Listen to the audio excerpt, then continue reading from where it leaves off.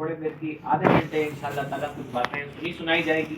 اہتمام قلب کے ساتھ اسے سنیں کہ انشاءاللہ جو کچھ سنیں گے اس پر عمل کرنے کی کوشش کریں گے. اللہ تعالیٰ ہم سب کو بھلائیوں کی توفیق عطا فرمائے. میں نے خطبہ مسنونہ میں جس آیت کریمہ کی تلاوت کی ہے اس کا تعلق اللہ تعالیٰ کی ذات سے بھی ہے. اللہ فرماتا ہے واتقوا اللہ، تم اللہ سے ڈرو. اور اللہ سے ویسے ڈرنا چاہیے جیسے اللہ سے ڈرنے کا حق ہے. نہایت بہت بڑے فلسفی ہیں، ان کا کہنا یہ ہے کہ ہم نے اس زمانے کے مسلمانوں نے کوئی ایسا خدا گڑھ لیا ہے جو ان کی گناہوں پہ ناراض نہیں ہے، یا پھر ان کی گناہوں پہ انہیں جہنم نہیں دی جاتی، نہ ہی عذاب ملتا ہے. وہ خدا ایسا ہے کہ عذاب تو نہیں دیتا لیکن ان کے گناہوں پہ انہیں معاف کر دیتا. لیکن اے غافل انسانوں، تمہیں اس بات کو جاننا چاہیے کہ اللہ تعالیٰ یقیناً رحم کرنے والا ہے لیکن اس کی پکڑ نہایت سخت بھی ہے. اللہ تعالیٰ روزی دینے والا بھی ہے تو اللہ کی ایک صفت القابض بھی ہے، وہ روزی تنگ بھی کر دیتا ہے. اللہ تعالیٰ یقیناً بیماریوں سے شفا دینے والا ہے لیکن یہ اس کا عدل ہے کہ نافرمانیوں کی بنیاد پر آپ پچھلی امتوں کا حال پڑھیں. اجتماعی طور پہ وہ لوگ نافرمانیوں کی بنیاد پر اجتماعی طور پہ یعنی پوری کی پوری قوم بڑی بڑی بیماریوں کا شکار ہو جائے گا. تو ہمیں اللہ تعالیٰ سے ڈر کے زندگی بتانی چاہیے، نہایت اللہ کا خوف اپنے سینے میں پیدا کرنا چاہیے اور اپنی زندگی کو اپنے رب کے ساتھ مضبوط رابطے کے ساتھ قائم رکھنا چاہیے. اللہ تعالیٰ کے ساتھ مضبوط رابطہ اگر ہمیں رکھنا ہے تو ہمیں اللہ کا ذکر کرنا ہوگا. اور ایسے ذکر کی محفل کے بارے میں حضرت سفیان بن عیینہ کا قول ہے عند ذکر الصالحین تنزل الرحمہ، کہ جہاں اللہ کے نیک بندوں کا ذکر ہوتا ہے وہاں رحمتوں کا نزول ہوتا ہے. اور ہم نے امام غزالی کی کتاب میں پڑھا ہے نبی علیہ الصلوۃ والسلام کا فرمان ہے کہ انسان گاہے بگائے برے لوگوں کے ساتھ بیٹھ گیا، کبھی شادی بیاہ میں گیا، ناچ گانے کی محفل میں بیٹھ گیا، کبھی ڈھول تاشے کی محفل میں بیٹھ گیا، کبھی کسی بے حیائی اور انانیت والی محفل میں بیٹھ گیا، تو فرمایا جاتا ہے نیک محفل میں بیٹھنا یہ 20 لاکھ بری محفلوں کا کفارہ. یعنی جو بندہ اللہ رسول کے ذکر کی محفلوں میں بیٹھتا ہے یا جہاں درود پڑھا جا رہا ہو، کلمہ شریف پڑھا جا رہا ہو، دین اسلام کی بات ہو رہی ہو، وہاں جو شخص بیٹھتا ہے اللہ تعالیٰ اس کے 20 لاکھ جو بری محفلوں میں بیٹھا ہے اس کے گناہ معاف فرما دیتا ہے. تو ہمیں گاہے بگائے اپنے رب رسول کا ذکر کرتے رہنا چاہیے تاکہ ان کی یاد ہمارے سینے میں تازہ رہے. اور اللہ تعالیٰ کا ذکر یہی ہے کہ ہم اللہ تعالیٰ کی عبادتوں کی پابندی کرتے ہیں، اللہ کے فرائض کی مکمل طور پہ دیکھ بھال کرتے ہیں. اللہ نے ہم پہ نمازیں فرض کی ہے، اللہ تعالیٰ نے ہم پہ صلہ رحمی کو فرض کیا ہے. یہ جس آیت کی میں نے تلاوت کی ہے سورہ نساء کی آیت ہے اور میری مائیں بہنیں بھی سن رہی ہیں میرے خیال سے. سورہ نساء کا مطلب ہی ہوتا ہے عورتیں، اور اللہ نے ان کے نام سے پوری سورہ قرآن مجید میں اتاری. یہ پرفتن دور ہے، لوگ ہماری ماں بہنوں کو بہکا رہے ہوتے ہیں کہ دین اسلام میں تو عورتوں کے لیے حقوق ہی نہیں ہے. اللہ کی کتاب قرآن مجید پوری سورے، اور یہ بھی جان لیں قرآن مجید کی سورتوں کے نام لوگوں نے نہیں رکھے ہیں، یہ نام توفیقی ہوتے ہیں، یعنی اللہ تعالیٰ کی طرف سے طے کر دیے جاتے ہیں. اللہ نے عورتوں کے نام سے مکمل ایک سورہ نازل فرمائی جس کا نام سورہ نساء، اور ہم نے قرآن مجید کی جو آیت تلاوت کی ہے یہ اسی سورہ کی آیت ہے. وَاتَّقُوا اللَّهَ الَّذِي تَسَاءَلُونَ بِهِ وَالْأَرْحَامَ، تم اللہ سے ڈرو، وہ رب جس سے تم مانگتے ہو، جس کے نام پر تم سوال کرتے ہو، اور رشتہ داریوں کا خیال رکھو، یعنی رحم کا سلوک کرو. ہمارا مشن بھی یہی ہے، جہاں جہاں جاتے ہیں تو 2 باتوں پہ گفتگو ہوتی ہے. ایک یہ کہ عبادتیں وغیرہ سے اپنا تعلق مضبوط کریں، اور دوسری بات یہ کہ مخلوق کے ساتھ اپنا سلوک اچھا کریں. تو انشاءاللہ اسی طور طریقے پہ بات ہوگی. اللہ تعالیٰ ہم سب کو بھلائیاں نصیب فرمائے. تو پہلی بات یہ کہ آپ عبادتوں سے اپنے رشتے کو مضبوط کریں، نہایت طور پہ مضبوط کریں، اپنے دین اور اپنے مذہب کو جانیں. ایسا نہ ہو کہ کوئی شخص کھڑا ہو اور کہے کہ نہیں دین اسلام تو یوں نہیں یوں کہتا ہے اور ہم اس کے پیچھے چل پڑیں. کوئی کہے نہیں ایسا نہیں جناب ایسا ہے، اور ہم اس کے، اور اتنا پرفتن دور ہے جناب کی نام مسلمانوں والے ہوتے ہیں اور کام ایسے کہ خدا کے وجود کا انکار کر رہے ہوتے ہیں. آپ نے حال ہی میں ایک مشہور ڈیبیٹ دیکھی ہے جاوید اختر کی. جاوید کوئی غیر مسلموں والا نام ہے، مسلمانوں ہی والا تو نام ہے. تو بہرحال پہلی بات یہ کہ اپنے دین کے بارے میں پختہ علم رکھیں، ہلکا پھلکا نہیں، پختہ علم رکھیں کہ اللہ کے بارے میں ہمیں کیسے نظریات رکھنے، ہمیں رسول اللہ کے بارے میں کیسے نظریات اور عقائد رکھنے، ہمیں فرشتوں کے بارے میں کیسا رکھنا ہے، ہمیں نمازیں فرض ہیں تو کس حد تک کتنی اہمیت کی بات ہے نماز پڑھنا. یہ ساری چیزیں پہلی بات کہ علم کے ذریعے اپنے ایمان عقیدے کی حفاظت کریں، اور دوسری بات پھر عمل کے ذریعے اس ایمان عقیدے کو سجائیں، عمل کریں، نیک عمل کرنا سیکھیں. یعنی مسلمان جو ہوتا ہے اس کے اوپر اللہ تعالیٰ نے نمازیں فرض کی ہے، جھوٹ سے بچنا فرض کیا ہے، اسی طرح دوسرے احکام ہیں جو اللہ تعالیٰ نے ہم پہ فرض کی. ہر مسلمان بھائی اس کو جانتا ہے. نماز 5 وقت کی فرض ہے، کون نہیں جانتا ہے نا. اور ہم نے تو اپنے بڑوں سے سنا ہے، نماز تو ہم پڑھ بھی لیتے ہیں، جو میرے آپ نیک بھلے لوگ ہیں امید کرتے ہیں آپ نماز پڑھتے ہوں گے.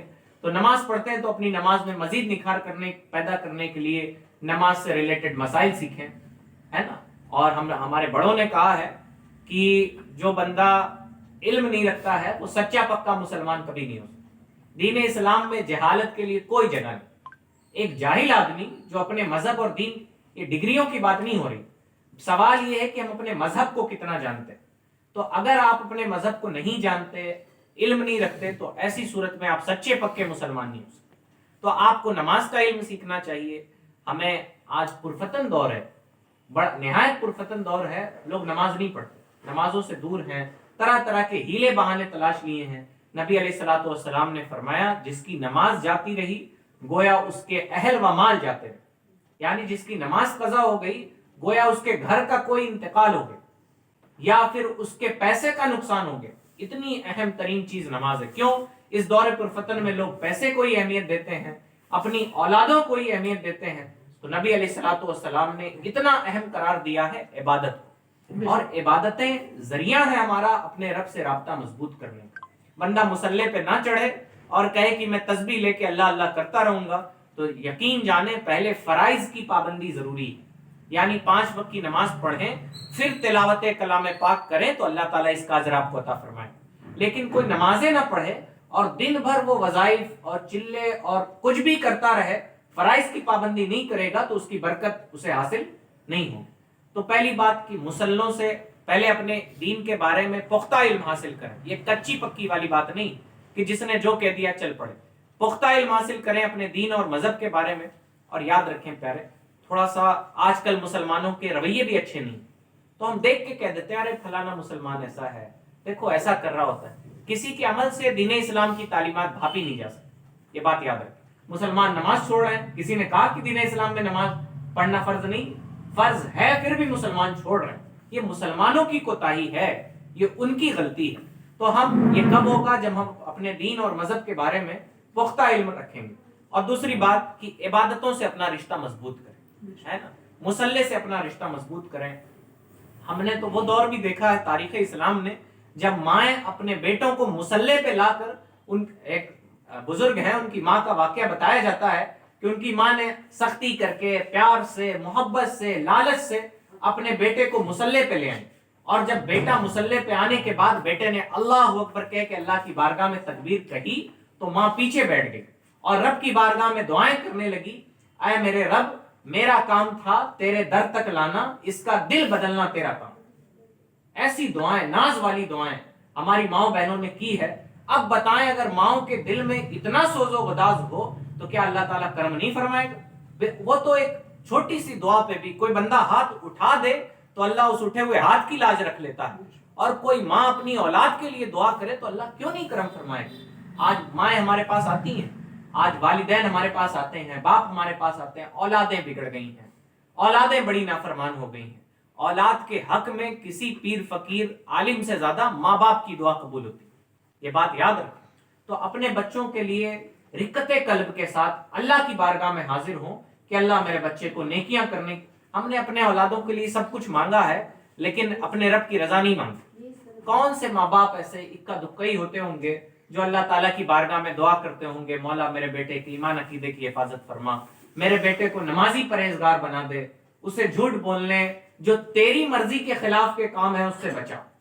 تو ہمارے اندر اللہ کی ایسی محبت ہونی چاہیے، ہمیں اللہ سے ایسا لگاؤ ہونا چاہیے کہ ہم اپنی اولادوں کو دنیا میں جہاں بلند اقبال والا دیکھنا چاہتے ہیں وہیں ہمیں دین اسلام میں بھی ان کے بلند رتبے کے لیے کوشش کرنی چاہیے، ہے نا. ہمیں ماں باپ کی دعا یقیناً اولاد کے حق میں جتنا قبول ہوتی ہے اس کی کوئی مثل اور مثال نہیں دی جا سکتی. تو ماں باپ کو بھی چاہیے کہ اپنی اولادوں پہ توجہ. یاد رکھیں ایک بات بہت پریکٹیکل ہے اسلام، اور صرف سننے سنانے کی چیز نہیں ہے. یعنی آپ اپنی اولاد کو بیٹھا دیں، مولانا صاحب انہیں پڑھا دیں، اس سے اولاد نیک نہیں ہوتی ہے نا. اولاد نیک ہوتی ہے ماں باپ کی تربیتوں کی بدولت. کوئی نیک اولاد ہوتی ہے تو لوگ ان کے ماں باپ کو دعائیں دیتے ہیں. اور علامہ اقبال نے کہا اپنے اشعار میں کہ وہ فیضان نظر تھا یا کہ مکتب کی کرامت تھی، سکھائے کس نے اسماعیل کو آداب فرزند.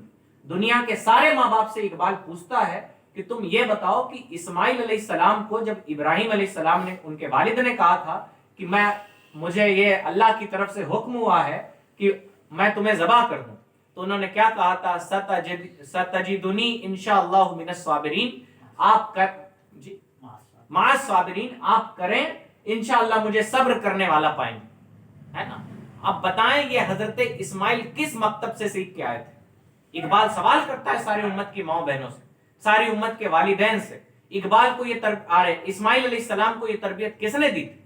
تو اقبال بتانا یہ چاہتا ہے یہ ماں باپ کی تربیت کا نتیجہ تھا کہ اسماعیل علیہ السلام جیسی اولاد عطا کی گئی. اللہ تعالیٰ ہم سب کی اولادوں کو فرما بردار بنائے، اور جن کی گودیں سنی ہے اللہ انہیں نیک اولاد عطا فرمائے. بہرحال تھوڑا سا ہمیں اپنی ذمہ داریاں سمجھنا چاہیے.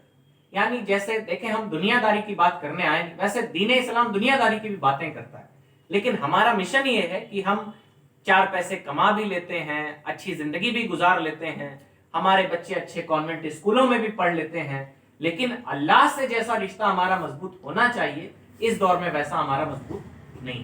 قرآن پاک پڑھیں، قرآن پاک کے احکام سیکھیں، تلاوت کلام پاک کریں، نمازوں کی پابندی کریں. یہ سب ہمارے اوپر اہم ترین فرائض ہیں جو ہمیں ادا کرنے چاہیے، اور آپ کریں گے تو اس کی ایسی برکتیں ملیں گی کہ یہ بیان کرنے کی چیز نہیں. میں آپ کو پھر کہہ رہا ہوں کہ دین اسلام وہ رات رات بھر سن لینا اچھی اچھی باتیں یہ اور بات ہے، اور دین اسلام پہ عمل کر لینا یہ اور چیز ہے. آپ جب عمل کریں گے تو اس کی برکتیں خود بخود آپ کی زندگی میں ظاہر ہونے لگیں. تو گزارش یہی ہے کہ خود نیک عمل کریں، اپنے ایمان کے بارے میں کچی پکی معلومات نہیں، سچی معلومات اور پختہ معلومات رکھیں، عبادتیں کریں، خوب عبادت کریں. آپ خالی دین اسلام غفلت کو پسند نہیں کرتا.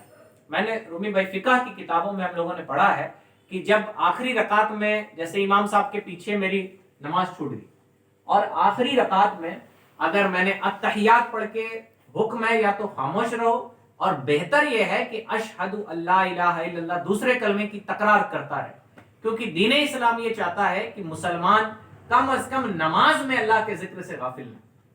آپ خاموش بیٹھے ہیں تو ہو سکتا ہے کہ ادھر ادھر کے خیالات آ جائیں. تو دین اسلام کہتا ہے انگلی تو مت اٹھائیں، یہ شرعی مسئلہ ہے، انگلی بار بار مت اٹھائیں، یہ عمل کثیر ہو جاتا ہے. یعنی ایک رکعت چھوٹ گئی، اب آپ آخری رکعت میں بیٹھے ہیں، التحیات آپ نے پڑھ لیا، درود شریف اور دعائے معصورہ آپ کو پڑھنی نہیں کیونکہ آپ کو ابھی ایک رکعت پوری کرنی ہے، جتنی بھی چھوٹی وہ پوری کرنی. تو اسلام یہ چاہتا ہے کہ آپ دوسرے کلمے کی تکرار کرتے ہیں، یعنی اپنے رب کا ذکر کرتے ہیں. اور یاد رکھیں ذکر الہی اتنی بہترین چیز ہے کہ یہ آپ کو دنیا کے تمام جھمیلوں سے بچا لے. کوئی شخص خاموش بیٹھا ہوا ہے، اس کے خیالات کہاں کہاں بھٹک رہے ہیں، لیکن آپ اپنے بچوں کو کلمہ شریف پڑھنا سکھا دیجیے، نبی پہ درود پڑھنا سکھا دیجیے. وہ خاموش بیٹھا ہے، نبی پہ درود پڑھ رہا ہوتا ہے. آج اتنی بے چینیاں انسانی دلوں میں ہے کہ اس سے بتایا نہیں جا سکتا. بچیوں نے 1 لاکھ پڑھا ہے، بتا دیجیے. ہاں، اور یہ رومی بھائی کے ہی مشورے پہ درود باکس بنوایا گیا کہ ایک بچیاں درود باکس بنائیں اور اس میں تعداد لکھ کے ڈالیں.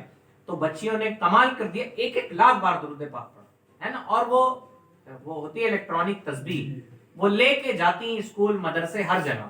اب مثلا ہم نے مدرسہ چلتا ہے، عالمیت کی پڑھائی ہوتی ہے تو ہم لوگ پڑھا لیے درس، تو یہ کہتے ہیں دوہرا لو.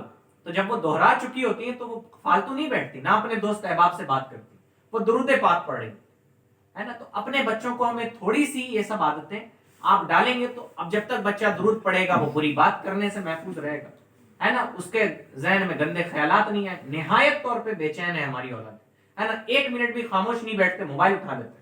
آپ نے دیکھا کون خالی بیٹھتا ہے اس دور میں. تو اچھا، یہودیوں کا کہنا یہ ہے کہ ہمیں آپ کا وہ بزی والا ٹائم نہیں چاہیے. یہودی جو قوم ہے وہ چاہتی ہے کہ ہمارے اسپیئر ٹائم پہ وہ قبضہ کرنا چاہتی ہے. اب اسپیئر ٹائم پہ قبضہ کرنے کے لیے اس نے سوشل میڈیا بنا دیا. اب مسلمان جب اسے اللہ رسول کا ذکر کرنا تھا اس وقت وہ ریلیں سرکا رہا ہوتا ہے، اس وقت وہ سوشل میڈیا پہ تضییع اوقات یعنی اپنا وقت برباد کر رہا ہوتا ہے نا. تو بہرحال ہمیں خود بھی یہ عادت بنانی چاہیے اور اپنی اولادوں کو بھی یہ عادت سکھانی چاہیے. اور ذکر الہی کی برکت سے طبیعت میں سنجیدگی پیدا ہوتی ہے. یعنی کوئی انسان بیٹھا ہے اور وہ خاموش نہیں بیٹھ پاتا, کچھ ادھر ادھر کر رہا ہے, لوگوں سے بات کر رہا ہے. ہم آپ ابھی اس کمرے میں ایک آدھا گھنٹہ خاموش نہیں بیٹھ سکتے, ہے نا. لیکن جب بندہ ذکر الہی یا نبی پہ درود پڑھنے لگتا ہے تو اس کی طبیعت سنجیدہ ہو جاتی ہے. یعنی پھر وہ خاموش بیٹھ سکتا ہے, وہ بری باتوں سے اپنے آپ کو روک لیتا ہے, برے خیالات اس کے ذہن میں نہیں آتے. اور ذکر الہی کی ایک اور توضیح میں یہاں پہ بیان کر دوں کہ ذکر الہی, نماز پڑھنا تو اللہ کا ذکر ہے ہی, ہے نا. اسی طرح تلاوت کلام پاک, کلمہ شریف پڑھنا, درود پاک, یہ سب ثواب کے کام ہیں. دوسری بات یہ کہ ہمیں اپنے دلوں میں اللہ کا خوف بیٹھانا چاہیے, ہے نا. ذکر مانے ہوتا ہے یاد, اور ہمیں اپنے دلوں میں اللہ کی یاد بیٹھانی چاہیے. اللہ سے ہمیں ایسا ڈرنا چاہیے, فرمایا گیا اللہ سے ڈرو, ایسا ڈرو جیسا اس سے ڈرنے کا حق ہے. کیسا حق ہے؟ کہ ابھی ہم سے کوئی گناہ سرزد نہیں ہوا, اتنا ڈریے کہ آپ سے گناہ نہ ہو سکے, ہے نا. جیسے آپ نے حضرت یوسف علیہ السلام کا واقعہ سنا, قرآن مجید نے اسے بہترین واقعہ قرار دیا, احسن القصص. حضرت زلیخا نے 7 دروازوں کے اندر بند کر کے انہیں گناہ کی دعوت دی, تو یاد الہی کی برکت تھی کہ ان کے دل میں اللہ کی یاد تھی. انہوں نے کہا ان بند دروازوں میں کون دیکھتا ہے, یہاں تو گناہ ہو ہی سکتا ہے. تو انہوں نے فرمایا میرا رب مجھے دیکھ رہا ہے نا. اور یاد الہی کی برکت سے وہ گناہ سے بچ گئے, اور دنیا میں بھی اس کی برکتیں حاصل ہوتی ہیں اور آخرت میں بھی اس کی برکتیں. اپنی اولادوں کو اگر گناہ سے بچانا ہے تو انہیں اللہ کی یاد میں جینا مرنا سکھائیں, کہ جب وہ اپنے اسکول میں ہوں, کالج میں ہوں, کوچنگ میں ہوں, کہیں ہوں, وہ نبی پہ درود پڑھ رہے ہوں, وہ کلمہ شریف پڑھ رہے ہوں, تو اس کی برکت سے وہ برے کاموں سے بچ جائیں گے. تو پہلی بات یہ کہ مصلے بچھائیں, مصلے سے اپنے رشتے کو مضبوط کریں, تلاوت کلام پاک کریں, خوب عبادتیں کریں, جو بھی آپ کو آتا ہے. آپ کبھی اپنے گھر میں دیکھیں, محفل تو نہیں کر سکتے, تقریر کے لیے علماء اکرام کو بلانا پڑے گا. آپ کبھی اپنے بچوں کے ساتھ بیٹھ جائیں, درود پاک پڑھ لیں. آپ کے بچے کی سالگرہ کا موقع ہے, آپ 9 سال کا ہوا, 900 بار بیٹھ کے درود پڑھ لیں, 90 بار پڑھ لیں, کوئی مشکل کام نہیں. آپ کر کے محفل بھی جو مشن ہم لوگ کا محفل بھی ہو سکتی ہے چھوٹی چھوٹی. ہاں, آپ کا اگر دیکھیں, پہلی بات تو یہ کہ اس محفل ملاپ کے لیے کسی اہتمام کی حاجت نہیں, نہ کوئی اسٹیج, نہ کوئی مائک, اور نہ کوئی کھانا پانی ناشتہ نذرانہ, کچھ. آپ اگر اپنے گھر میں کوئی ایونٹ ہے تو اللہ رسول کا ذکر بھی ضرور کریں. ہم نے کتابوں میں تو نہیں پڑھا رومی بھائی, لیکن اپنے بڑوں سے سنا ہے کہ اگر کسی دعوت میں جاؤ تو کچھ دین کی بات ضرور کرو. اگر تم نے دین کی بات نہیں کی, گویا اللہ رسول کا حق ادا نہیں کیا. گئے اور اپنے کھانے پینے پہ توجہ رکھی, کھایا پیا چلے آئے. آج دیکھیں مسلمانوں کے گھروں کی تقریبات کتنی نیچے پست حالی کا شکار ہے, کتنی زبوں حالی کا شکار ہے. جناب, دولت مندی کا یہ مطلب نہیں ہوتا ہے کہ بے حیائی اپنا لی جائے, ہے نا. آپ ماڈرنزم کا یہ مطلب نہیں ہوتا ہے کہ اپنی عورتوں کو روڈوں پہ لا کے کھڑا کر دیا جائے. دین اسلام جس ماڈرنزم کو پرموٹ کرتا ہے وہ ماڈرنزم ہے ہی کمال کا. ایسا ماڈرنزم کہ اگر اے آئی کا دور ہے تو اپنے بچوں کو اے آئی کی تعلیم دیجیے, اگر انگریزی کا دور ہے اپنے بچوں کو انگریزی کی تعلیم دیجیے. لیکن تعلیم کا مطلب یہ نہیں ہوتا ہے کہ جدید تعلیم کی بنیاد پہ بچیوں کو بے حیا بنا دیا جائے, بچوں کو بے مروت بنا دیا جائے. آج دیکھیں بچے بڑوں کا ادب نہیں کرتے, بے مروت آج ہماری اولادیں ہو رہی ہیں. کیوں ہو رہی ہیں؟ ان کے پاس دین کی تعلیم نہیں, دنیاوی تعلیم کے نام پہ, ماڈرنزم کے نام پہ انہیں گستاخ اور بے ادب اور بے حیا بنایا جا رہا ہے. تو دین اسلام ایسی چیزوں کو, دین اسلام ماڈرنزم کا مخالف نہیں. لیکن آج دیکھیں, آپ مسلمانوں کی شادیاں ہوں, مسلمانوں کی پارٹیاں ہوں, مسلمانوں کے گھر کے دوسرے فنکشن ہوں, کہیں لگتا ہے کہ کہیں سے مسلمانوں کا فنکشن ہے. تو ہمیں اپنے رب کو ہمیشہ یاد رکھنا چاہیے, اور آپ خوشی میں اپنے رب کو یاد رکھیں تو انشاءاللہ برے وقت آسانی سے گزر جائیں. ہم یہ تو نہیں کہتے برے وقت نہیں آئیں گے, ہے نا, یا ہم آپ کے لیے ہاتھ اٹھا کے دعا کر دیں, کوئی بابا تعویذ بنا دے تو برے وقت نہیں آئیں گے. اب دنیا ہے تو آزمائشیں آتی ہیں, اتار چڑھاؤ تو زندگی میں ہونے ہی ہے. ہاں, یہ دعا ضرور کریں گے کہ اگر برا وقت, پہلی بات تو اللہ نہ کرے آئے, اگر آ جائے تو اللہ بآسانی اسے پار فرمائے. تو بہرحال پہلی بات, اپنے رب سے اپنے رشتے کو مضبوط رکھیں. دنیا والوں سے رشتہ مضبوط رکھنے میں یہ عزت نفس بھی مجروح ہوتی, یعنی انسان کی عزت بھی چلی جاتی. اب مثلا میرے پاس کوئی پریشانی, اب میں نے, رومی بھائی نیک آدمی ہیں, رومی بھائی کے پاس کوئی پریشانی ہے, انہوں نے مجھ سے آ کے بتا دی. اب پتہ نہیں میرا معدہ کمزور ہے کہ مضبوط ہے, میں نے دنیا والوں سے بتا دیا, ارے وہ رومی بھائی بس ٹھاٹ باٹ سے گھومتے ہیں, اندر سے بڑے کمزور ہیں. ہے نا. لیکن آپ رب کی بارگاہ میں اپنے دعا کریں اس کے محبوبین کے وسیلے سے, آپ بتائیں وہاں کسی کی عزت جاتی ہے کیا؟ کوئی عزت نہیں جاتی. وہاں رو کے دیکھیں اللہ ہر مراد کو پوری کرتا ہے. آپ وہاں مانگ کے دیکھیں, اللہ سے مانگیں اللہ تعالیٰ پوری کرتا ہے. ہاں شرط یہ ہے اگر کبھی دعائیں قبول نہ ہو تو ناشکری کے الفاظ بھی نہیں نکلنے چاہیے. یقیناً ہو سکتا ہے ہمارے مانگنے میں کوئی کمی رہ گئی. تو اپنے رب سے اپنے رشتے کو مضبوط رکھیں, اپنی اولادوں کو نمازوں کا پابند بنائیں, قرآن مجید کی تلاوت سکھائیں, نبی علیہ السلام پہ درود پڑھنا سکھائیں, کلمہ شریف سکھائیں. یہ ساری چیزیں ہماری دینی اور شرعی ذمہ داری ہے نا, صرف علماء کی ذمہ داری نہیں, ہر ماں باپ کی ذمہ داری. حدیث پاک میں آتا ہے کلکم راع وکلکم مسئول عن رعیتہ. نبی نے فرمایا تم میں کا ہر ایک نگہبان ہے اور ہر ایک سے اس کے نگہبانی کے بارے میں پوچھا جائے گا. طویل حدیث پاک ہے کہ آقا سے غلام کے بارے میں پوچھا جائے گا, ماں باپ سے بچوں کے بارے میں پوچھا جائے گا. تو قیامت کے دن سوال ضرور ہوگا. اور قرآن مجید کی آیت بھی ہے لَتُسْأَلُنَّ يَوْمَئِذٍ عَنِ النَّعِيمِ. اللہ فرماتا ہے ضرور بے شک ہم اس دن تم سے ہر نعمت کے بارے میں پوچھیں گے. اولادوں کی پیدائش پہ خوشیاں منائیے, لیکن احساس ذمہ داری کا سرمایہ بھی اپنے سینے سے چمٹا کے رکھیے. اللہ نے آپ کو اولاد دی ہے تو اس کی اچھی پرورش کرنا یہ آپ کی ذمہ داری. اللہ نے آپ کو بیویاں دی ہیں تو ان کے ساتھ رحم کا سلوک کرنا یہ آپ کی ذمہ داری. اللہ نے آپ کو ماں باپ جیسی عظیم دولت عطا فرمائی ہے تو ان کا ادب احترام کرنا یہ ہماری ذمہ داری. یہ نہیں کہ صرف ہم مدر ڈے, فادر ڈے اور لیبر ڈے, وومن ڈے منائیں گے. ہمیں عملی طور پہ, پریکٹیکلی طور پہ تھوڑا مسلمان ہونے کی عادت ہے نا, تو عملی طور پہ مسلمان بنیں اور نمازوں کی پابندی خود کریں, دوسروں کو کرائیں. اور صرف نمازوں سے دین اسلام اللہ تعالیٰ راضی نہیں ہوتا. اللہ کی رضا کے لیے ہمیں اپنے اخلاق کو بھی بہتر بنانا پڑے گا. ہمیں اپنے اخلاق کو بہتر بنانا پڑے گا. نبی علیہ الصلوۃ والسلام کی حدیث پاک ہے کہ جنت میں وہی داخل ہوگا جو دوسروں پہ, لوگوں پہ رحم کرتا ہے. حدیث پاک کا مفہوم. صحابہ نے عرض کیا یا رسول اللہ ہم تو رحم کرنے والوں میں سے ہیں. نبی نے فرمایا رحم یہ نہیں ہے کہ صرف اپنے ساتھ رحم کیا جائے, رحم یہ ہے کہ اپنے ساتھ بھی رحم کیا جائے اور دوسروں پر بھی رحم کیا جائے. آگے توضیح میں فرماتے ہیں کہ اپنے ساتھ رحم کرنا یہ ہے کہ خلوص کے ساتھ اللہ تعالیٰ کی سچی محبت اور بندگی کے جذبے کے ساتھ اللہ کی عبادت کی جائے اور برائیوں سے خود کو روکا جائے. اور لوگوں کے ساتھ رحم کا سلوک یہ ہے کہ ان کی ضرورتیں پوری کی جائے, ان کی مدد کر دی جائے. آج ہی ایک بچی بیٹھی تھی میرے پاس, تو اس کو پڑھانا سمجھانے کا سلسلہ تھا. تو اب چھوٹی بچی ہے, اس کو کیسے بتایا جائے بیٹا لوگوں کی مدد کرو. ہمارے وہاں تو مدد یہی سمجھی جاتی ہے کہ پیسہ دے دیا جائے, سامان دے دیا جائے. تو اس بچی کو ہم نے سمجھایا کہ بیٹا کبھی کوئی بوڑھا جوتا پہن رہا ہو اور اس کا جوتا اس سے تھوڑا سا دور ہو, اللہ نے آپ کو مال و دولت تو نہیں, ابھی چھوٹی ہو, نابالغ بچی تھی, تو میں نے کہا تم اس کا جوتا اٹھا کے اس کے پاس رکھ دو. یہ بھی رحم ہے مخلوق پہ. کسی بوڑھے آدمی کا سامان گر گیا, آپ اٹھا کے اسے دے دیں, یہ بھی رحم ہے مخلوق ہے نا. کسی کو عارضی طور پہ کسی چیز کی حاجت ہے, مثلا بینک یا اسکول میں آپ پڑھتی ہیں, پتا چلا کوئی ایسا بچہ ہے جو بہت بدماش ہے. عموماً بدماش لوگوں کی لوگ مدد نہیں کرتے ہے نا, لیکن دین اسلام ایسا مجاز نہیں ہے. دین اسلام کہتا ہے کہ ظالم کی بھی مدد کرو. نبی علیہ السلام کی حدیث پاک کا مفہوم ہے ظالم کی بھی مدد کرو اور مظلوم کی. صحابہ نے کہا یا رسول اللہ مظلوم کی مدد تو سمجھ آتی ہے, ظالم کی مدد کیسے کی جائے؟ تو فرمایا کہ ظالم کی مدد ایسے کیا جائے کہ ظلم سے اس کے ہاتھ کو روکا جائے, یعنی کوئی غلط کام کرتا ہے تو اسے روکا جائے, یہ ظالم کی مدد ہے.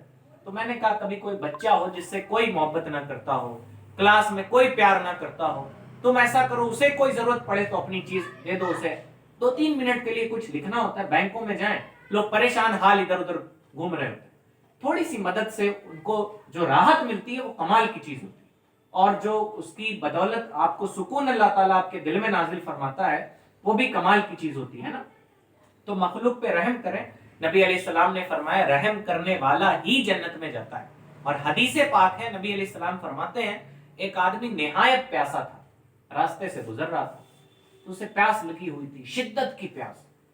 جب آگے گیا تو ایک کنواں پایا, تو اس نے اس کنویں سے پانی نکال کے پی, اور پینے کے بعد وہ آگے بڑھا تو دیکھا ایک کتا, کوئی آدمی انسان نہیں, کتا, وہ پیاس کی شدت سے اس کی زبان باہر آ گئی.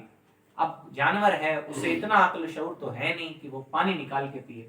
اس نے کیا کیا, پانی نکال کے اس جانور کو پلا دیا. نبی علیہ السلام کی حدیث پاک ہے کہ اللہ نے اس نیکی کی بدولت اس کی مغفرت کر دی۔ اسی لیے پیارے کوئی نیکی چھوٹی نہیں ہوتی۔ آج آپ نے اپنے گھر محفل سجائی ہے، اللہ اسے قبول کرے، اس کے صدقے اللہ مغفرت فرما دے، ہے نا۔ کہا جاتا ہے رحمت الہی بہانہ می جویت، اللہ کی رحمت تو بہانے تلاشتی ہے اپنے بندوں کو کیسے بخشا جائے، ہے نا۔ یہاں بڑے بڑے اعمال کرنے والے لوگ کبھی کبھی دھتکار دیے جاتے ہیں، اور چھوٹے چھوٹے اعمال کی وجہ سے اللہ بخشش فرما دیتا ہے۔ اللہ تعالیٰ آپ کے گھر کی اس محفل کو قبول فرمائے۔ تو میں بتا یہ رہا تھا کہ مخلوق پہ رحم کرنا سیکھیں، اور دین اسلام نے صرف نبی علیہ السلام کی حدیث پاک کا مفہوم ہے جانوروں پر بھی رحم کرو، اور جانوروں پر رحم یہ ہے کہ ان سے طاقت سے زیادہ کام نہ لیا جائے۔ پہلے زمانے میں، اب تو ٹرانسپورٹیشن جو ہے وہ گاڑیوں کے ذریعے ہوتا ہے، لیکن پہلے زمانے میں اونٹ ہے، گھوڑا ہے، کھچر ہے، ان کے ذریعے کام لیا جاتا تھا۔ تو نبی نے فرمایا طاقت سے زیادہ اپنے جانوروں سے کام نہ لو، اپنے غلاموں پہ رحم کرو، اپنے چھوٹوں پہ رحم کرو۔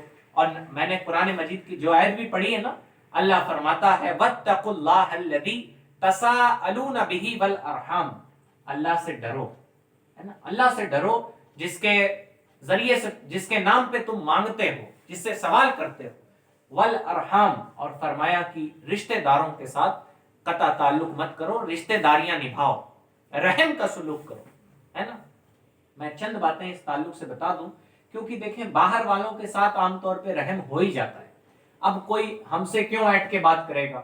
بھائی ہم آئیں گے رومی بھائی کے پاس، دن میں 1-2 بار ملنا ہوتا ہے، اور کبھی کبھی ہفتوں میں ملنا ہوتا ہے، تو اچھے سے تو بات کر ہی لیں گے۔ سوال یہ ہے کہ آپ اپنے ماں باپ کے ساتھ، آپ اپنے بچوں کے ساتھ، آپ اپنی بیویوں کے ساتھ کیسا سلوک کرتے ہیں؟ سوال یہ ہے، چھوٹے بچے بابو ہیں، اپنے ماں باپ سے کیسا سلوک کرتے ہیں، یہ امپورٹنٹ ہے۔ حدیث پاک کا مفہوم ہے کسی کے اخلاق جانچنے ہو تو یہ دیکھو کہ اپنے گھر والوں کے ساتھ کیسا سلوک کرتے ہیں۔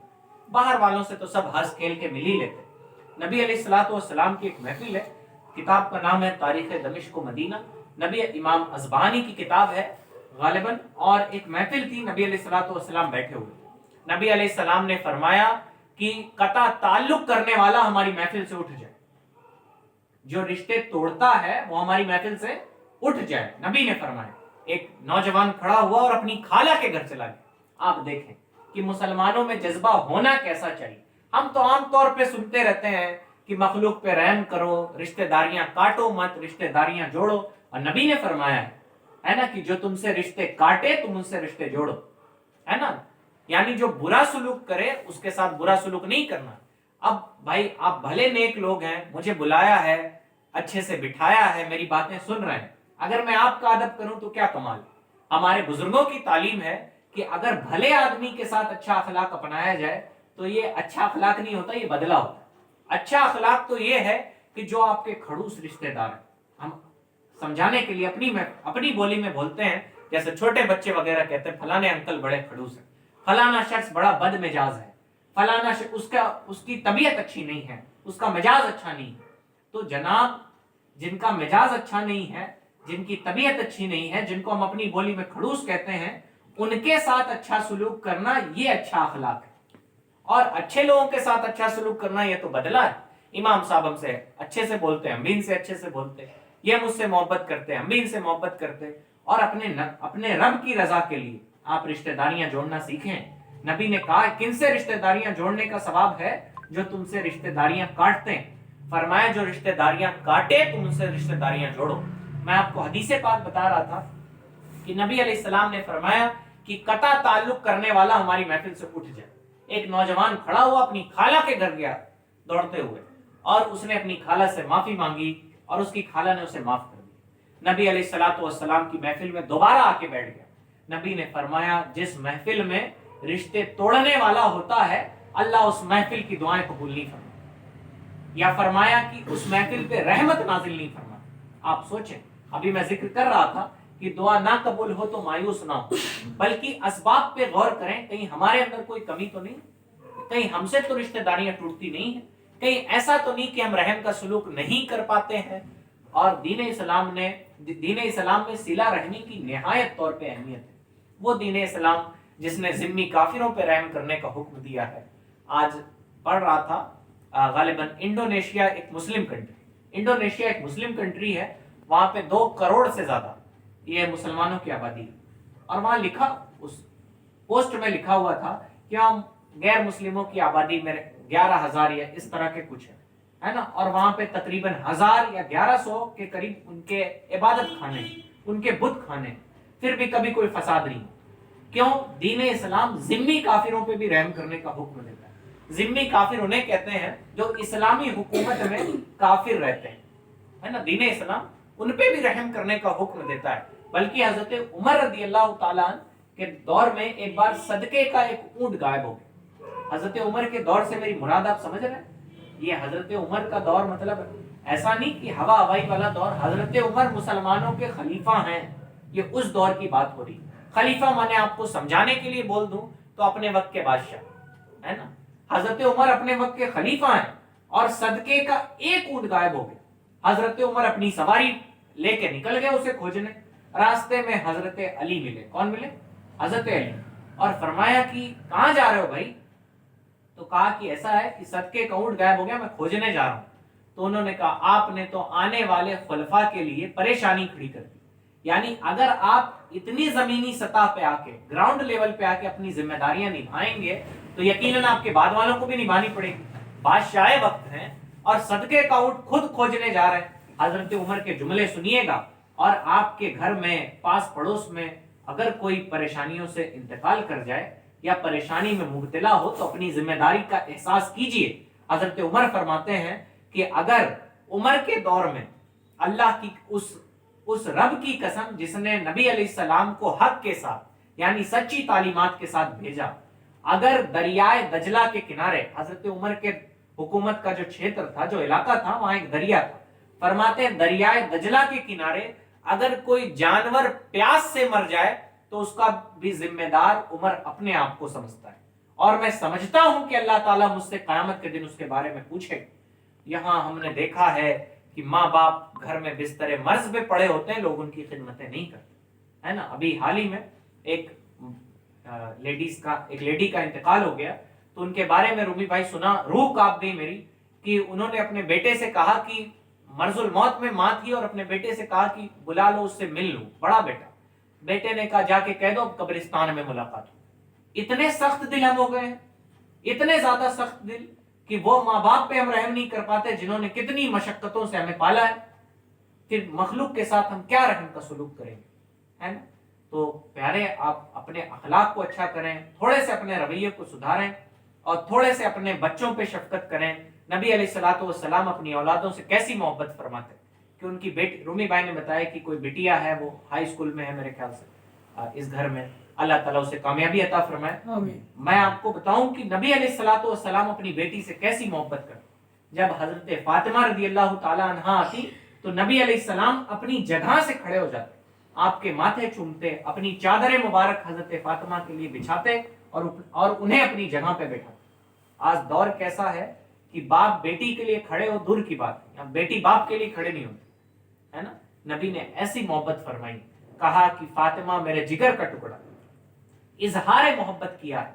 वो रूमी भाई कहते हैं कि घर में कुल माहौल रखना है तो सिर्फ मोहब्बत नहीं, इजहार मोहब्बत भी जरूरी है। नबी अलैहिस्सलातु वस्सलाम अपनी बीवियों के साथ अच्छा सलूक कीजिए। नबी अलैहिस्सलातु वस्सलाम जब इस ज़ाहिरी दुनिया से तशरीफ ले जा रहे थे तो आखिरी वक्त में नबी अलैहिस्सलातु वस्सलाम ने फरमाया, 3 चीजों की तलकीन फरमाई। पहली नमाज, और दूसरी फरमाया कि जो तुम्हारे हाथ की कमाई है यानी तुम्हारे गुलाम, उनके साथ अच्छा सलूक करना। कभी आपके घर मजदूर आ जाए ना तो उनके साथ अच्छा सलूक किया कीजिए। अगर 2 मिनट वो बैठ जाएगा, इंसान ही है, मशीन नहीं है, अब वो हम चाहते हैं उसके सर पे सवार रहते हैं, बैठे ना, छुट्टी लेके अपने घर पे खड़े रहते हैं कि छुट्टी नहीं लेंगे तो अच्छे से काम नहीं करें। ले ले छुट्टी, अच्छी बात है अपने काम की देखभाल करना, लेकिन थोड़ा मोड़ा कोई अगर सुस्ता लेता है, कोई आराम कर लेता है तो ये कोई ऐसी बात नहीं है ना, वो भी इंसान है, थक जाते हैं लोग। तो नबी ने फरमाया गुलामों के साथ अच्छा सलूक करो, और फरमाया कि अपनी औरतों के बारे में अल्लाह से डरते रहे। औरतें तुम्हारे पास वो सिन्फ नाजुक है, तुम्हारे मातहती में है, वो तुम्हारे खिलाफ नहीं जा सकती, तो कभी उन पे जुल्म मत करना, उन्हें गालियां मत देना, बुरे नामों से उन्हें मत पुकारना। मुफ्ती साहब ने एक बात बताई थी कि औरतें तो इतनी नाजुक होती हैं कि आप उन्हें मोहब्बत से पगली भी कहें तो वो खुश हो जाए, और गुस्से में उनका नाम भी लें तो नाराज हो जाए, है ना। घरों के माहौल बिगड़ जाते हैं। तो अपने औरतों पे निहायत रहम का सलूक करें, इजहार मोहब्बत करना सीखें। नबी अलैहिस्सलाम की सीरत हमें ये सिखाती है, जब हजरत आयशा गोश्त खाने के बाद हड्डी रखती थी तो नबी अलैहिस्सलाम उस हड्डी को लेके चूस लिया करते। अब बताएं, उस हड्डी में ना गोश्त है ना कुछ। जाहिरी तौर पे अगर देखा जाए तो अकल ये कहती है हासिल क्या होता है, लेकिन थोड़ा गहराई से नबी की सीरत का मुताला करें तो पता चलता है कि अपने घर की औरतों की दिलजोई करना ये मेरे आका की सुन्नत है ना। अपने घर की औरतों से इजहार मोहब्बत करना ये मेरे नबी की सुन्नत है कि नबी अलैहिस्सलाम ने सिर्फ इजहार मोहब्बत के लिए जब हजरत आयशा पानी पीती तो उनसे पूछते थे कि तुमने किस तरफ से होठ लगा के पानी पिया, है ना।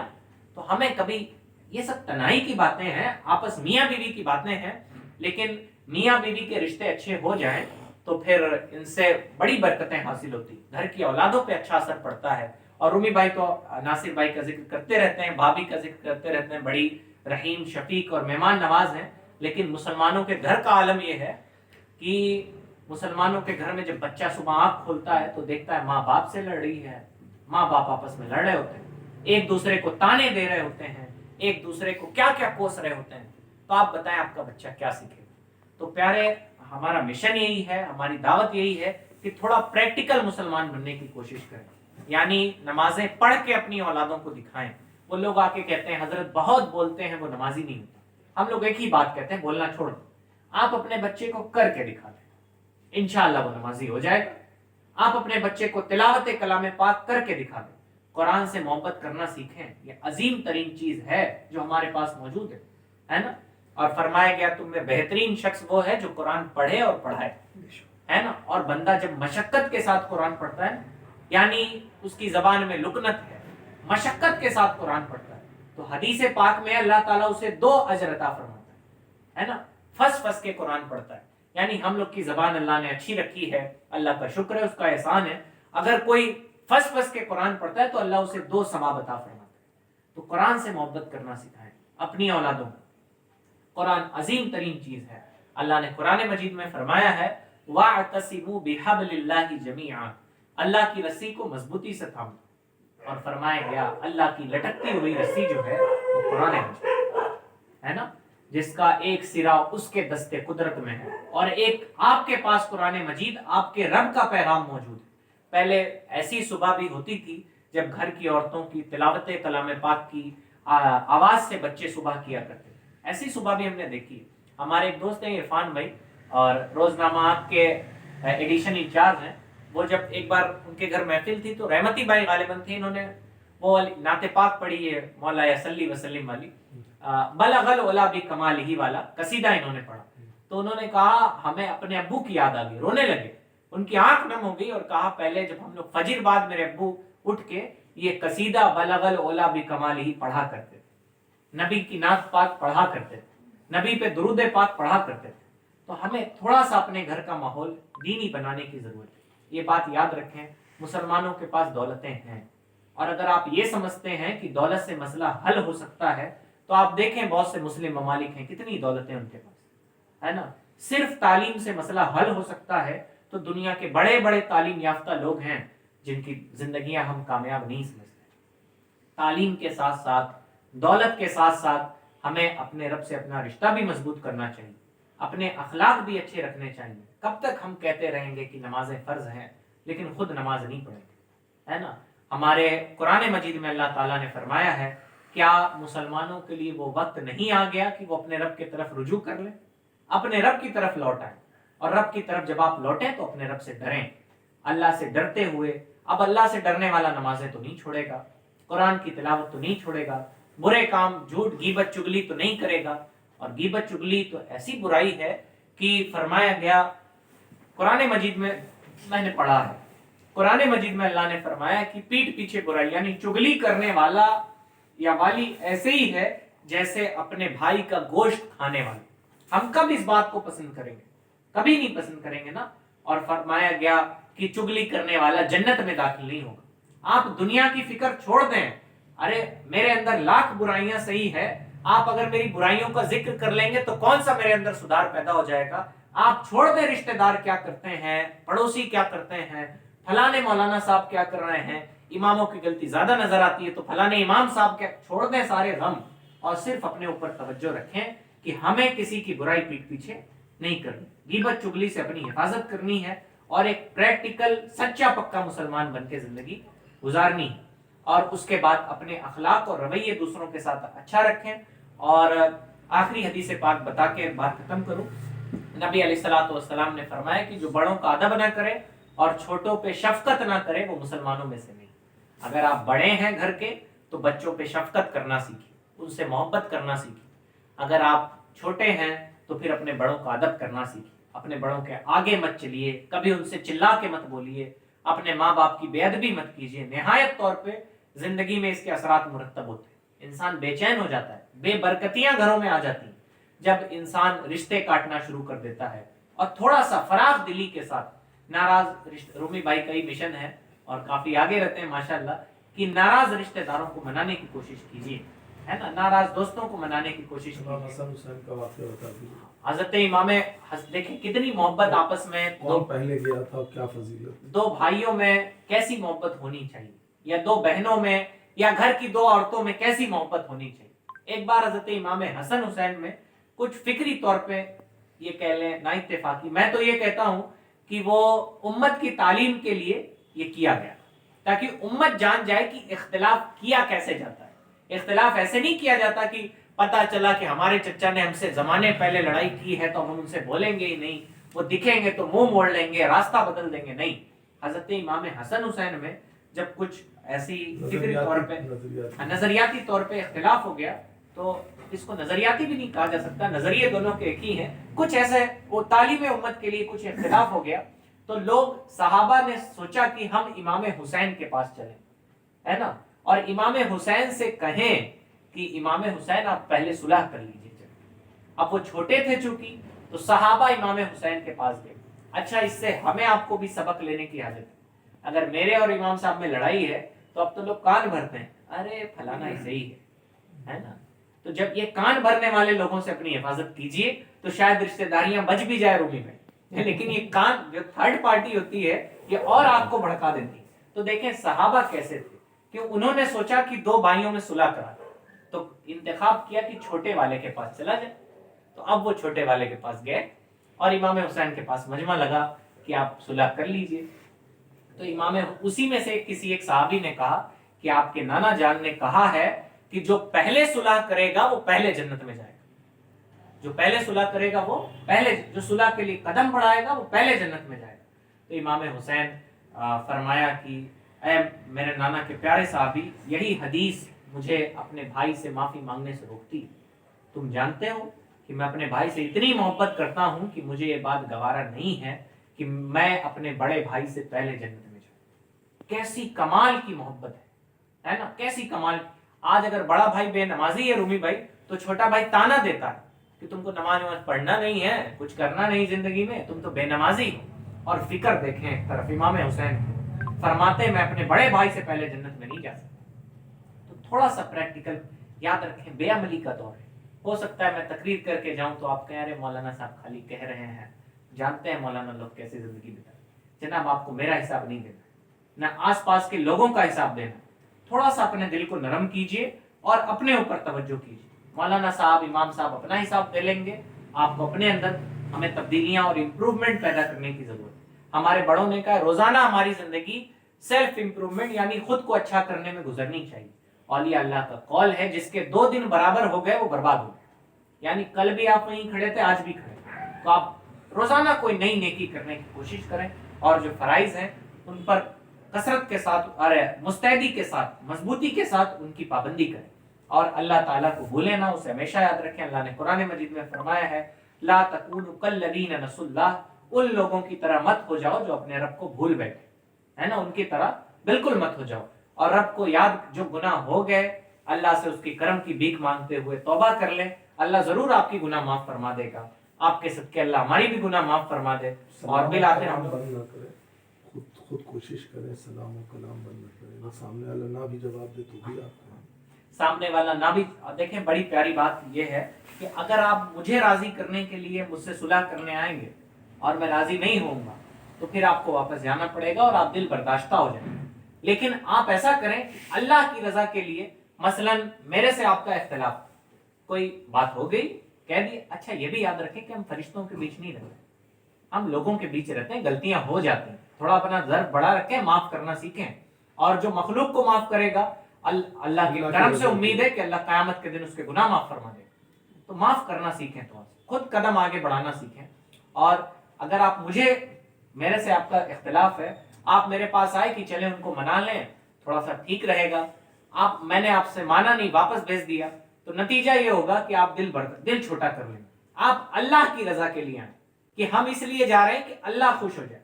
اب آپ میرے پاس آئے, میں نے نہیں مانا, اللہ تو خوش ہو گیا نا, آپ نے قدم بڑھایا, ثواب آپ کو مل گیا. اور یہ مسلمانوں کا طریقہ نہیں ہوتا کہ 3 دن سے زیادہ سلام کلام بند رکھیں. ٹھیک ہے کوئی برا ہے تو برا رہے, ہم اپنے طرف سے پہل, تاکہ قیامت کے دن جب اللہ ہم سے سوال کرے کہ ہم نے تمہیں رشتہ داروں کی نعمت دی تھی, تم نے رشتہ داریاں نبھائی کہ نہیں نبھائی, تو آپ یہ جواب دے پائیں کہ ہاں فلاں مجھ سے ناراض تھے تو میں ان کے پاس معافی کے لیے گیا. اگرچہ آپ کی غلطی نہ ہو, معافی مانگ لیا کریں, یہ بری چیز نہیں ہے, اس سے عزتیں گھٹتی نہیں. میں نے پڑھا نہیں ہے, علماء اکرام سے سنا ہے کہ نبی علیہ الصلوۃ والسلام کی حدیث پاک کہ معاف کر دینے سے اگر کسی کی عزت گھٹ جائے تو قیامت کے دن اس کا میں ذمہ دار. معافی مانگنے سے کسی کی عزت گھٹ جائے تو معافی مانگنا سیکھیں, خود جھکنا سیکھیں, اپنے اخلاق کو اچھا کریں, اور گھر میں تھوڑا دینی ماحول قائم کریں. ہم چاہتے ہیں ساری دنیا میں دینی ماحول قائم ہو جائے, چاہتے کہ نہیں چاہتے, نظام مصطفیٰ قائم ہو جائے, لیکن آپ کا گھر تو آپ کی ماتحتی میں ہے.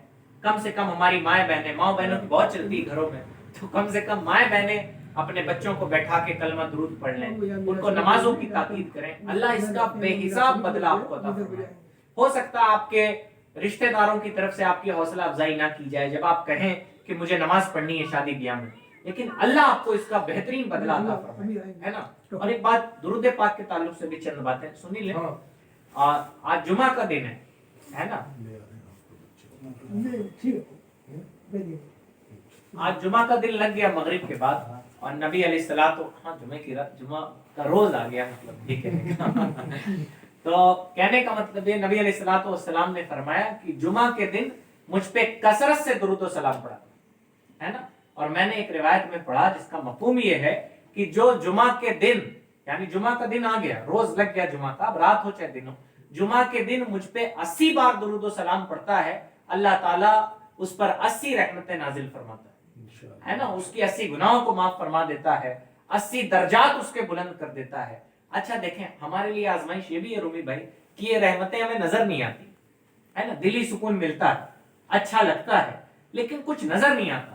تو لوگ سوچتے ہیں ارے جناب نماز پڑھ کے کیا حاصل ہوا ہے, نماز اللہ, لوگ ایسا کہہ دیتے ہیں.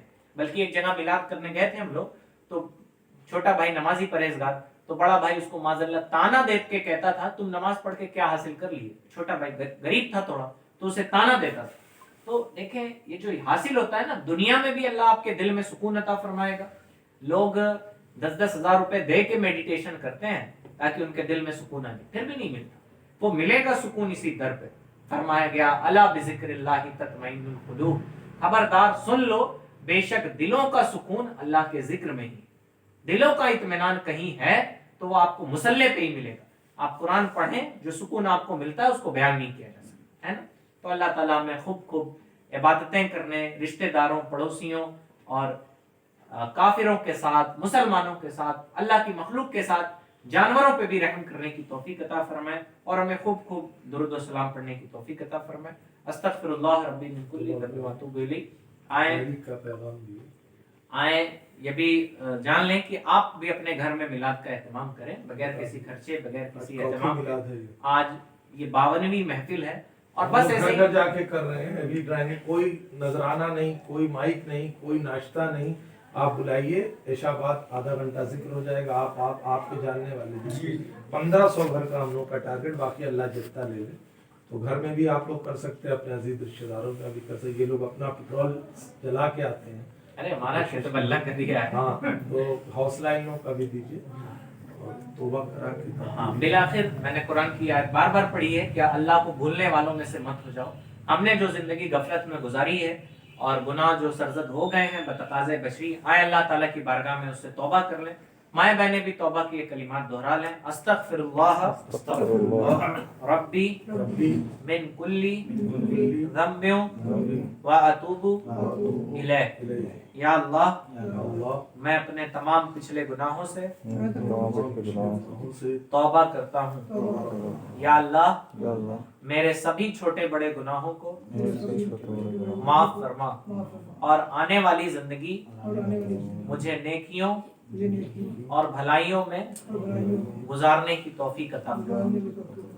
एक सुन्नत बता दीजिए जो तहरीक का हिस्सा है। हम लोग की तहरीक का हिस्सा मिलाद इख्तिताम पर एक सुन्नत बता देते हैं, उसमें कोई अमल के लिए पैजामा पहनने की सुन्नत बता दीजिए। देखें, सुन्नत वो मुबारक चीज होती है और दोनों जिसको औरत मर्द दोनों के लिए लागू होगा, ये बता दीजिए। हमारे नबी अलैहिस्सलाम, नाखून काटने की सुन्नत अभी ज़हन में मैं बता दे रहा हूँ। आप देखें, सुन्नत की बरकतें भी आपको हासिल होगी। आपको जिंदगी गुजारनी ही है, दुनिया के काम करने ही है। आपको इतना प्यारा मजहब मिला है कि आपको अगर कंघा करना है तो दीन इस्लाम ने उसका सुन्नत तरीका बता दिया। आपको तेल लगाना है सर में, दीन इस्लाम ने लगाना है आपको। अब आप चाहें ऐसे जानवर की तरह ऐसे ऐसे लगा लें, चाहे तो सुन्नत के मुताबिक दाहिने तरफ से शुरू करें, फिर बाएं हिस्से पे लगाएं, अपनी भवों पे आईब्रोज पर तेल लगाएं, अगर मर्द हैं तो दाढ़ी है तो दाढ़ी पे तेल लगाएं, है ना। ये फरमाया गया, जिस्म का भी हक है आपके ऊपर, है ना।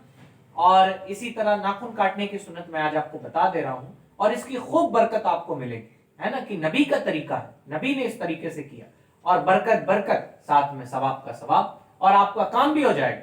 तो नाखून काटने की सुन्नत यह है कि सीधे हाथ की शहादत की उंगली से शुरू किया जाए। शहादत की उंगली जो अत्तहियात में उठाई जाती है उससे शुरू करें और कानी उंगली की तरफ बढ़ें, और बढ़ते बढ़ते फिर कानी उंगली जब काट लें तो उल्टे हाथ की यानी लेफ्ट हैंड की कानी उंगली से शुरू करें और नाखून तक लें, और फिर बिल आखिर अपने हाथ के सीधे हाथ के अंगूठे का नाखून जो छूट गया था शहादत के बगल वाला, उसे काटें। ये हाथ का नाखून काटने का तरीका हो गया। और उसके बाद पैर के नाखून काटने में आप दाहिने पैर की कानी उंगली से शुरू करें और लाइन से काटते हुए जाएं और बाएं पैर की कानी उंगली पे खत्म कर दें। दाहिने पैर से शुरू करें और बाएं पैर पे खत्म कर दें। हाथ के नाखून काटने का तरीका ये कि दाहिने हाथ की शहादत की उंगली से शुरू करें।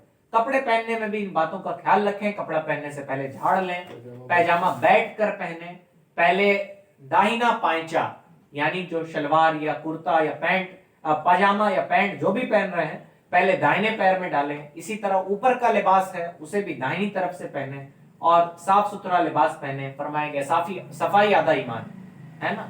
इसके अलावा आप खुशबू का इस्तेमाल मर्द हजरात करें, औरतों के लिए खुशबू का इस्तेमाल करने से मना किया गया। औरतें ऐसी खुशबू इस्तेमाल कर सकती हैं जो नजर आए लेकिन महके ना, ऐसी खुशबू इस्तेमाल कर सकती है। मर्द हजरात ऐसी खुशबू इस्तेमाल करें जो महके भी, ऐसी साफ सुथरे रहें। सफाई आधा ईमान है। ये सारा काम इस नियत से करें कि सरकार की सुन्नत है तो सवाब मिले। हाँ, आदत ना बनाए, सुन्नत